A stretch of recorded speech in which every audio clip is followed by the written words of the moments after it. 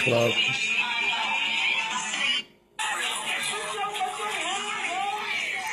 I'm at the club.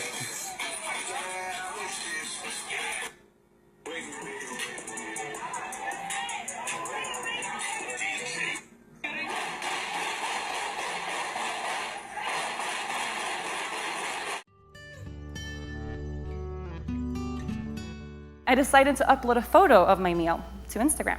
Hashtag tequila, hashtag really long day. And then I put my phone away to enjoy my evening. This was my first lesson when it comes to life and social media. We need to tell the truth. To all of these people, I was supposed to be this perfect yoga person on a beach, right? Not a human being who has arguments and sometimes drinks alcohol. This is the danger of social media. People will form an image of you, of your life, based solely on the things that you share. So maybe we all need to be a little bit more mindful of what it is that we are sharing. And this was my second lesson. Being vulnerable is everything. The outpouring of unconditional love showered over me by strangers, by people I'd never even met, was nothing short of a miracle. And I know for a fact, if it wasn't for the process of writing about my grief and sharing it online, I wouldn't be able to stand here today talking about this. This was my third, but probably not my last lesson when it comes to life and social media. There is so much love and compassion out there in the world. When people talk to me about social media and negativity, I tell them the story of how I lost my best friend and 1 million people came to my rescue. How every day there were people out there who would wake up, go to my page just to make sure I was still breathing. We can use the world of social media in a completely different way. Instead of it being a breeding ground for fear and insecurity, why not use it to create real human connection?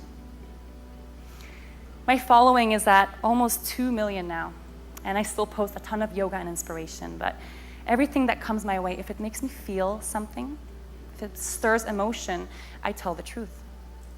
Even though telling the truth in a public space can be absolutely terrifying, I know it can change the world for the better. Because every time you tell the truth about how you feel, you inspire other people to do the same. And with time, we may even have a society that's supportive of human beings being human beings. This is linked to the fact that we are both a very rich and a very liberal countries. Kids get smartphones and laptops while they are still in primary school, and they also get a lot of control over these technical devices.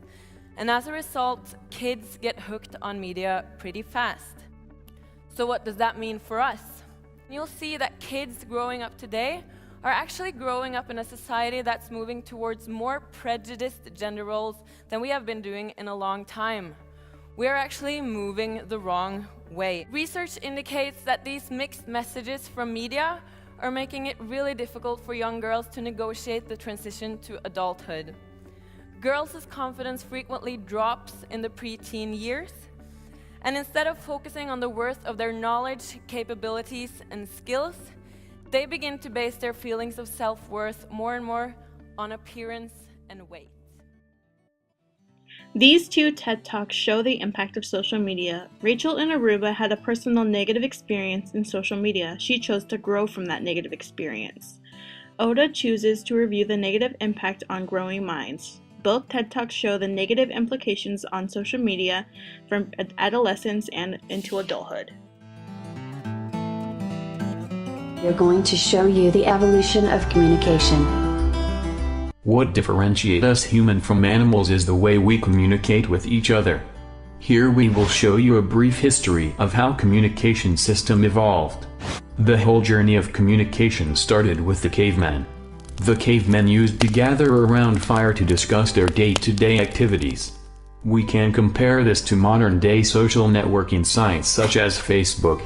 The one sudden day they decided to record their activities or knowledge. The cavemen then started to inscribing on the caves. We can compare this to modern-day blogging. All the steps are important for conversation to make an impact. For a conversation to work, both participants need to be interested in each other and follow as many steps possible. The better we pay attention, the better our conversation will grow. With the evolution of communication, there is always room for the growth. Of the 7 billion people on Earth, roughly 6 billion own a cell phone, which is pretty shocking given that only 4.5 billion have access to a working toilet. So how are these popular gadgets changing your body and brain? If you're looking down at your phone right now, your spine angle is equivalent to that of an 8-year-old child sitting on your neck, which is fairly significant considering people spend an average of 4.7 hours a day looking at their phone. This, combined with the length of time spent in front of computers, has led to an increase in the prevalence of myopia or nearsightedness in North America. In the 1970s, about 1/4 of the population had myopia, where today nearly half do, and in some parts of Asia, 80 to 90% of the population is now nearsighted. The screen emits a blue light which has been shown to alter our circadian rhythms, diminishing the time spent in deep sleep, which is linked to the development of diabetes, cancer, and obesity. Studies have shown that people who read on their smartphone at night have a harder time falling asleep and produce less melatonin, a hormone responsible for the regulation of sleep-wake cycles. Harvard Medical School advises the last 2 to 3 hours before bed be technology-free, so pick up a book before bed instead. Of course, smartphones also completely change our ability to access information, most notably in poor and minority populations. 7% of Americans are entirely dependent on smartphones for their access to the internet. A 2014 study found that the majority of smartphone owners use their phone for online banking, to look up medical information, and searching for jobs. So while phones are in no way exclusively bad and have been part of a positive change in the world, there's no denying that they are changing us. Number 1, don't multitask. Number 2, don't pontificate. If you wanted to state your opinion without any opportunity for response or argument or pushback or growth, write a blog. Number 3, use open-ended questions. Number 4, go with the flow. Number 5, if you don't know, say that you don't know. Number 6, don't equate your experience with theirs. Number 7, try not to repeat yourself. Number 8, stay out of the weeds. Number 9, this is not the last one, but it is the most important one. Listen. And number 10, and it's this one, be brief. The best communication between people is to be more present in conversation. If we remove the cell phones from the day-to-day life, there is no reason why communication should suffer. With better communication, better societal growth. 50 million people are uninsured. Models help us design more effective institutions and policies. We get unbelievable segregation. So Bush imagined that in the future, you'd wear a camera right in the center of your head. Mills wants the student of sociology to develop the quality of mind. Hanging cable takes on the form of a hyperbolic cosine. For each pixel in the image, set the red to 0. Vaccine allowed us to eliminate poliovirus. Does Lufthansa serve breakfast in San Jose? Well, that sounds funny. So this is which coin you pick, and this is the 2 tosses. So in large-scale machine learning, we'd like to come up with... Online education presents benefits, but not without numerous disadvantages. Supporters cite the easiness of learning through lecture videos and convenience of such courses, while supporters of traditional education believe the value of a classroom setting is irreplaceable.